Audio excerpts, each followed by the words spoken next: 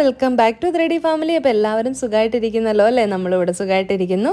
അപ്പോൾ എൻ്റെ പേര് ദീപ്തി ദിലീപ്. അപ്പോൾ നിങ്ങളെന്നും കാണുന്ന വ്ളോഗുകളിൽ നിന്നും വ്യത്യസ്തമായിട്ടൊരു വ്ളോഗാണിത്. അപ്പോൾ നിങ്ങൾക്കിത് കാണുമ്പോൾ തന്നെ മനസ്സിലായിട്ടുണ്ടാവും, ഫുൾ അലങ്കോലമായിട്ട് കിടക്കുകയാണ് നമ്മുടെ വീട്. അപ്പം നിങ്ങൾ എപ്പോഴും പറയുന്ന കാര്യമാണ് ഒരു കുട്ടിയായിട്ട് നല്ല രീതിയിൽ വീട് മാനേജ് ചെയ്ത് പോകുന്നുണ്ടല്ലോ എന്നുള്ളത്. പക്ഷേ നമുക്കൊരു വയ്യാഴിക വന്നു കഴിയുമ്പോഴത്തേക്കും നമ്മുടെ ആ ഒരു രീതികളെല്ലാം തകിടം മറിയും എന്നുള്ളതാണ് സത്യത്തിൽ. എനിക്ക് കുറച്ച് ദിവസങ്ങളായിട്ട് പെടലി ഒന്ന് ഉളുക്കിയിട്ട് ഭയങ്കര വേദനയായിരുന്നു കേട്ടോ.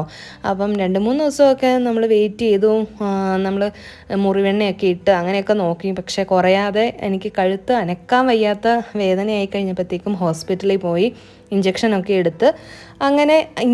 എടുത്ത് വന്ന് രാത്രി കിടന്നുറങ്ങി. പിറ്റേ ദിവസത്തെ ഒരു വീഡിയോ ആണ് കേട്ടോ ഇന്നത്തെ വീഡിയോ. അപ്പോൾ രാവിലെ ദിനുവിന് ഓഫീസിൽ പോകേണ്ട ദിവസമായിരുന്നു. പക്ഷേ ഞാൻ ലേറ്റായിട്ടാണ് എണീറ്റത്, എനിക്ക് വയ്യാത്തത് കൊണ്ട് തന്നെ. അപ്പോൾ ദിനു രാവിലെ തന്നെ എണീറ്റ് ചമ്മന്തി അരച്ച് വെച്ചു കേട്ടോ. അപ്പോൾ തക്കാളി ചമ്മന്തി, തലേന്ന് ഞാൻ അരച്ച തക്കാളി ചമ്മന്തി ഫ്രിഡ്ജിൽ ഇരിപ്പുണ്ടായിരുന്നു. അപ്പോൾ അതെടുത്ത് ജസ്റ്റ് ഒന്ന് പുറത്ത് വെച്ചു, അതിൻ്റെ തണുപ്പൊക്കെ മാറാൻ വേണ്ടിയിട്ട്. അതുപോലെ തന്നെ ഫ്രിഡ്ജിൽ ദോശമാവും ഉണ്ടായിരുന്നു, അതെടുത്ത് വെളിയിൽ വെച്ചു.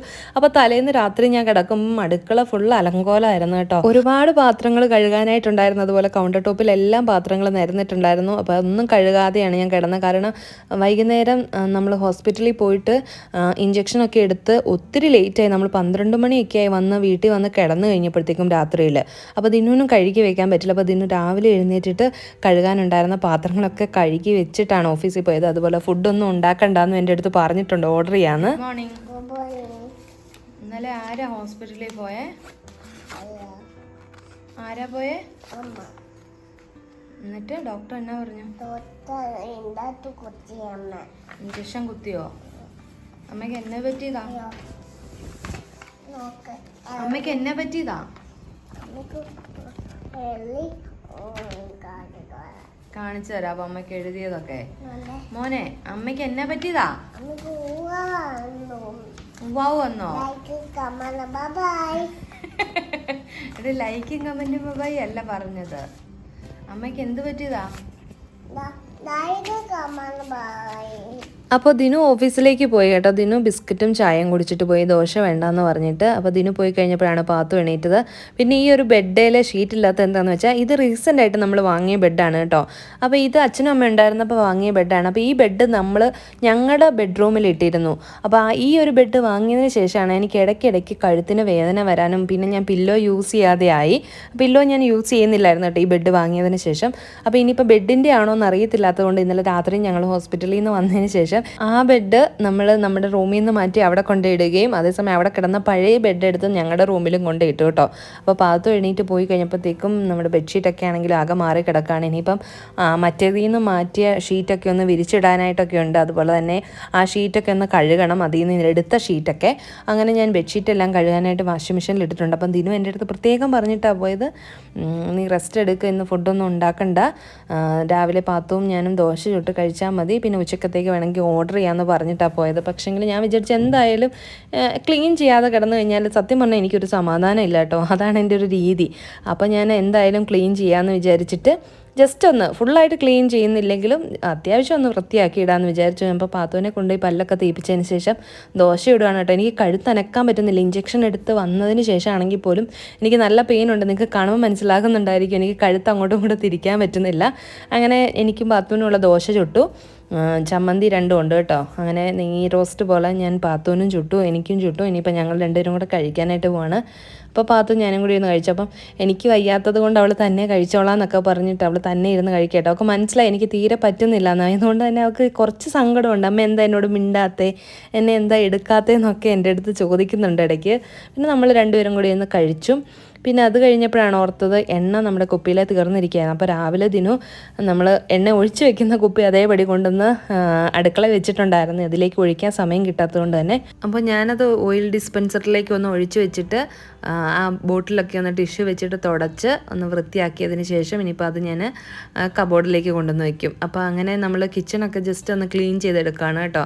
കൗണ്ടർ ടോപ്പും അതുപോലെ തന്നെ സ്റ്റൗവും എല്ലാം ഇന്നലെ ഒന്നും ചെയ്തിട്ടില്ലായിരുന്നു. അതുകൊണ്ട് തന്നെ കുറച്ചൊക്കെ അഴുക്കുണ്ട്. അപ്പോൾ ഞാൻ ഒന്ന് തുടച്ച് വൃത്തിയാക്കി എടുക്കുകയാണ് കേട്ടോ. പിന്നെ നമ്മൾ ഡെയിലി ക്ലീൻ ചെയ്തിടുമ്പോഴത്തെ ഒരു ഗുണം എന്താണെന്ന് വെച്ചാൽ ഇങ്ങനെയൊക്കെ ഒരു സിറ്റുവേഷൻ വരുമ്പോഴത്തേക്കും ഒരുപാട് നമുക്ക് പണിയെടുക്കേണ്ടി വരത്തില്ല. ജസ്റ്റ് ഒന്ന് ക്ലീൻ ചെയ്ത് പോയാൽ മതിയാകും. കാരണം അത്യാവശ്യം ക്ലീനായി തന്നെ വീട് കിടക്കുന്നത് കൊണ്ട്.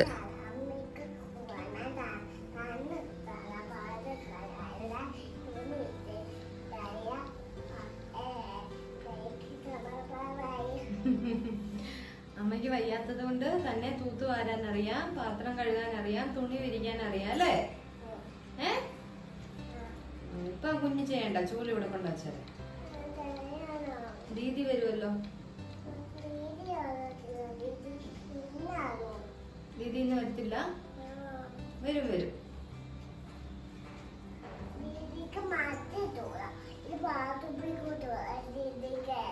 ദീദിക്ക് വേറെ ചൂലുണ്ടോ? ഓ അത് ശരി.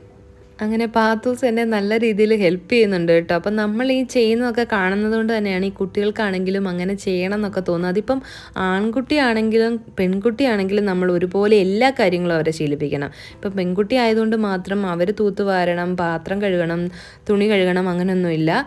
പെൺകുട്ടികൾക്കും ആൺകുട്ടികൾക്കും ഒരേപോലെ നമുക്ക് ശീലിപ്പിക്കാവുന്ന കാര്യങ്ങളാണ്. അല്ലാതെ ഇത് പെൺകുട്ടികളുടെ മാത്രം ജോലിയായിട്ടൊന്നും കണ്ട് പേരൻസ് അവരെ വളർത്തരുത് കേട്ടോ. അത് പ്രത്യേകം എനിക്ക് പറയാനുള്ള കാര്യമാണ്. അപ്പം അവൾ എന്നെ നല്ലപോലെ ഹെൽപ്പ് ചെയ്യുന്നുണ്ട് കേട്ടോ. അപ്പം എനിക്ക് കുനിഞ്ഞ് ടോയ്സ് ഒന്നും എടുക്കാൻ പറ്റില്ല എന്ന് പറഞ്ഞു കഴിഞ്ഞപ്പോഴത്തേക്കും അവൾ ടോയ്സൊക്കെ പെറുക്കി ഇട്ടു. അതുപോലെ തന്നെ നിരന്ന് കിടക്കുന്ന സാധനങ്ങളൊക്കെ ഞാൻ ഒന്ന് ഒതുക്കി എടുത്ത് വെക്കുകയാണ്. കുറേ ഒന്നും നിരത്തി ഇട്ടിട്ടില്ല കേട്ടോ. കുറച്ച് ടോയ്സ് നിരന്ന് കിടപ്പുണ്ടായിരുന്നു. അതുപോലെ തന്നെ കുഷ്യനൊക്കെ ആണല്ലോ അവിടെ ഇവിടെ ഉണ്ടായിരുന്നു. പിന്നെ നമ്മൾ ആമസോണിൽ നിന്ന് ഡെലിവറി വന്ന കുറച്ച് സാധനങ്ങളുണ്ടായിരുന്നു. അപ്പോൾ അതൊക്കെ പൊട്ടിച്ച് നോക്കിയ കവറൊക്കെ ആയിരുന്നു കേട്ടോ അത്. അപ്പോൾ അതൊക്കെ ഒന്ന് എടുത്ത് വെച്ചു. പിന്നെ ഡൈനിങ് ടേബിൾ ആണെങ്കിലും ജസ്റ്റ് ഒന്ന് തൂത്ത് വൃത്തിയാക്കി എടുക്കുകയാണ്. പിന്നെ ഡൈനിങ് ടേബിളിൻ്റെ ചെയറിൽ ഇരിക്കുന്നത് തേക്കാൻ കൊടുക്കാനുള്ള തുണിയാണ് കേട്ടോ. അത് എടുത്ത് വെച്ചത്. അവർ ഇതുവരെ വരാത്തത് കൊണ്ടാണ് അത് അവിടെ ഇരിക്കുന്നത്. അതിനിപ്പോൾ അവർ വന്നത് മേടിച്ചുകൊണ്ട് പോകണം തേക്കാനുള്ളത്. അപ്പം ജസ്റ്റ് ഒന്ന് ഡൈനിങ് ടേബിൾ ഒന്ന് തൂത്ത് വൃത്തിയാക്കി. അപ്പോൾ പാത്തു ഇതുവരെ ചൂല് കൊണ്ടൊന്നും വെച്ചിട്ടില്ല കേട്ടോ. ഭയങ്കര ക്ലീനിങ് ആണ് ആൾ നടന്നത്.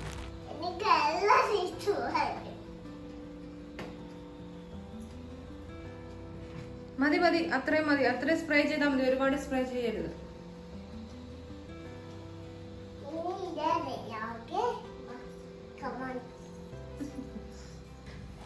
അങ്ങനെ പാത്തുവിൻ്റെ ക്ലീനിങ് അവസാനിക്കുന്നില്ല. നമ്മൾ എവിടെയൊക്കെയാണോ സാധാരണ ക്ലീൻ ചെയ്യാറുള്ളത് ആ ഒരു സ്ഥലങ്ങളെല്ലാം അവൾ ശ്രദ്ധിക്കുന്നുണ്ടെന്ന് നമുക്കിപ്പോഴാണ് മനസ്സിലായത്.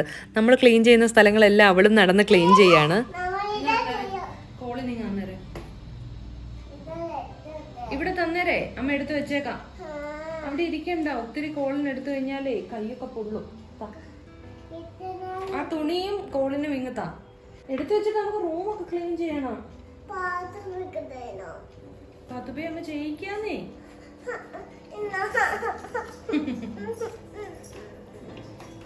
ചെയ്യാം, നമുക്ക് ക്ലീൻ ചെയ്യാം.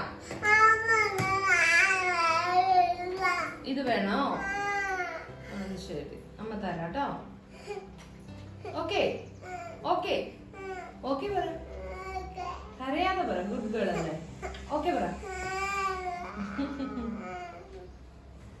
സാധാരണ എല്ലാവരും ചിരിക്കുന്ന പാത്തുവിനെയല്ലേ കാണാറ്. പാത്തുവിനും ഉണ്ട് കേട്ടോ ദേഷ്യവും വാശിയും എല്ലാം. പക്ഷെ നമ്മളിങ്ങനെ ഓരോ കാര്യങ്ങളൊക്കെ പറഞ്ഞ് അതിനെ മാറ്റി ആ ഒരു വിഷയത്തിനെ മാറ്റിക്കൊണ്ടിരിക്കുന്നത് കൊണ്ട് തന്നെയാണ് മാനേജ് ചെയ്ത് പോകാൻ പറ്റുന്നത്. നമ്മുടെ ഒരു ഫാമിലി മെമ്പർ മുഹമ്മദ് ഷാസ് എന്ന് പറയുന്ന ഒരാൾ ഇടയ്ക്കിടയ്ക്ക് എൻ്റെ അടുത്ത് ചോദിക്കുന്ന കാര്യമാണ് എങ്ങനെയാണ് കുട്ടികളെ എൻഗേജ്ഡ് ആക്കി ഇരുത്തുന്നതെന്ന്. സത്യം പറയാലോ, നമ്മൾ ചെയ്യുന്ന കാര്യങ്ങളിലെല്ലാം അവരെയും കൂടി ഇൻവോൾവ് ആക്കുക. അതാണ് എനിക്ക് പറയാനായിട്ടുള്ളത്. പ്രത്യേകിച്ച് വേറെ ഒന്നും ഞാൻ ചെയ്യാറില്ല. നമ്മൾ ചെയ്യുന്ന ജോലികൾ അവരെയും കൂടെ ചെയ്യാനായിട്ട് ശീലിപ്പിക്കുക. അവരെയും കൂടെ കൂട്ടി ചെയ്യുമ്പോഴത്തേക്കും അവർക്കും നല്ല ഇൻട്രസ്റ്റ് ആയിരിക്കും അങ്ങനെയുള്ള കാര്യങ്ങളൊക്കെ ചെയ്യാനായിട്ട്. അതുപോലെ തന്നെ അവർക്ക് ഇഷ്ടമുള്ള കാര്യങ്ങൾ കളർ ചെയ്യാനായിട്ട് ഇഷ്ടമാണെങ്കിൽ കളർ ചെയ്യാനായിട്ട് കൊടുക്കുക. അല്ലെങ്കിൽ എന്തെങ്കിലും ടോയ്സൊക്കെ അവർക്ക് ഇഷ്ടമുള്ളതൊക്കെ വെച്ച് കൊടുക്കുക.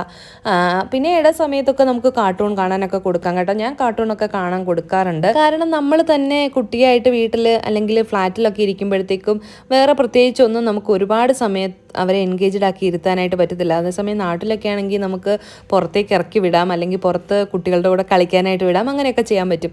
ഇവിടെ ഇപ്പോൾ നമുക്ക് അങ്ങനെയുള്ള ഒരു ഓപ്ഷൻസ് ഒന്നും ഇല്ലാത്തത് കൊണ്ട് തന്നെ നമുക്ക് ഒരുപാട് ടൈം അവരെ ഇങ്ങനെ സ്ട്രിക്റ്റ് ആയിട്ട് പിടിച്ചു വയ്ക്കാനൊന്നും പറ്റത്തില്ല. അപ്പോൾ അതുകൊണ്ട് തന്നെ അവർക്ക് ഇടയ്ക്ക് കാർട്ടൂൺ കാണാനൊക്കെ കൊടുക്കാം. അതുപോലെ തന്നെ അവർക്ക് ഇഷ്ടമുള്ള കാര്യങ്ങൾ എന്താണോ അതൊക്കെ ചെയ്യാനായിട്ട് നമ്മൾ അനുവദിക്കുക എന്നുള്ളതാണ്. പിന്നെ വാശിയായിട്ട് കാണിക്കുമ്പോഴത്തേക്കൊന്നും ഞാൻ സമ്മതിച്ചു കൊടുക്കാറില്ല എന്നുള്ളത് സത്യം. ഒരുപാട് വാശി കാണിക്കുമ്പോഴത്തേക്ക് ആ ഒരു കാര്യമൊന്നും ഞാൻ സമ്മതിച്ചു കൊടുക്കില്ല. അങ്ങനെ തുണി മടക്കാനുള്ളതെല്ലാം മടക്കി വെച്ചു. അതുപോലെ തന്നെ ഷീറ്റെല്ലാം വിരിച്ച് വൃത്തിയാക്കി. പിന്നെ ഇത് നമ്മുടെ വീട്ടിൽ ജോലിക്ക് വരുന്ന കുട്ടിയാണ് കേട്ടോ. ജോലിക്കെന്ന് പറഞ്ഞു കഴിഞ്ഞാൽ ജസ്റ്റ് തൂത്ത് വാരി തുടച്ചിട്ട് പോകും. അപ്പോൾ ഈ അടുത്തായിട്ട് 1.5 മാസത്തോളം പുള്ളിക്കാരി നാട്ടിൽ പോയിരിക്കുകയായിരുന്നു, ലീവായിരുന്നു. ഞാൻ പ്രഗ്നൻ്റ് ആയ സമയത്ത് വെച്ചതാണ് കേട്ടോ. പക്ഷേ ഇതുവരെ നമ്മൾ മാറ്റിയിട്ടില്ല. പുള്ളിക്കാരിക്കാണെങ്കിലും 2 കൊച്ചു കുട്ടികളുണ്ട്. അപ്പോൾ അവർക്കും ഇതൊരു വരുമാന മാർഗ്ഗമല്ലേ നമ്മളിൽ നിന്ന് കിട്ടുന്നതെന്ന് ഓർത്തിട്ട് നമ്മൾ ഇതുവരെ മാറ്റിയിട്ടില്ല. അപ്പോൾ ഇപ്പം എന്നും വരും, എന്നിട്ട് തൂത്ത് തുടച്ചിട്ട് പോകും. അതുമാത്രമല്ല പുള്ളിക്കാരി മാസത്തിൽ 2 ദിവസം ലീവ് അങ്ങനെയൊക്കെ ഉണ്ട് കേട്ടോ. അപ്പം ഇപ്പം ഇനി വന്നു കഴിഞ്ഞപ്പോഴത്തേക്കും എൻ്റെ പെടലിക്ക് വേദന കണ്ടു കഴിഞ്ഞപ്പോൾ ഞാൻ തൂത്ത് തരാം, തടവി തരാം എന്നൊക്കെ പറഞ്ഞിട്ട് എനിക്ക് നല്ല പോലെ തിരുമ്മി അതുപോലെ ചൂട് വെച്ച് തരികയാണ് കേട്ടോ. ഇങ്ങനെ ചൂട് വെച്ച് കഴിഞ്ഞപ്പോഴത്തേക്കും എനിക്ക് നല്ല രീതിയിൽ വേദന കുറഞ്ഞായിരുന്നു. ഇഞ്ചക്ഷൻ എടുത്തിട്ട് പോലും എനിക്ക് വേദന കുറയാതിരുന്നത് ഇവർ അങ്ങനെ തിരുമ്മി ചൂട് വെച്ച് കഴിഞ്ഞപ്പോഴത്തേക്കും കുറഞ്ഞു.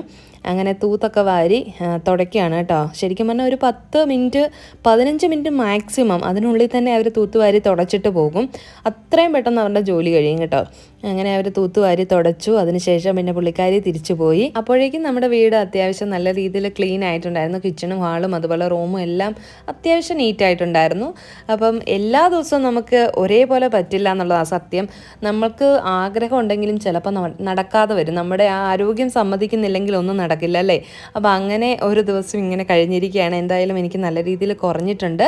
അപ്പോൾ ഇന്നത്തെ വീഡിയോ ഇങ്ങനെയൊക്കെ ആയിരുന്നു. വീഡിയോ നിങ്ങൾക്ക് എല്ലാവർക്കും ഇഷ്ടപ്പെട്ട് കാണുമെന്ന് വിചാരിക്കുന്നു. ഇഷ്ടപ്പെട്ടെങ്കിൽ ലൈക്ക് ചെയ്യാനും ഷെയർ ചെയ്യാനും കമൻറ്റ് ചെയ്യാനും സബ്സ്ക്രൈബ് ചെയ്യാതെ കാണുന്നവർ സബ്സ്ക്രൈബ് ചെയ്യാനും മറക്കരുത്. കൂട്ടത്തിൽ നമ്മുടെ ഇൻസ്റ്റാഗ്രാമിൻ്റെ പേജും കൂടെ ഒന്ന് ഫോളോ ചെയ്യുക. അപ്പോൾ പുതിയൊരു വീഡിയോ ആയിട്ട് വരുന്നവരേക്കും എല്ലാവർക്കും നന്ദി, നമസ്കാരം.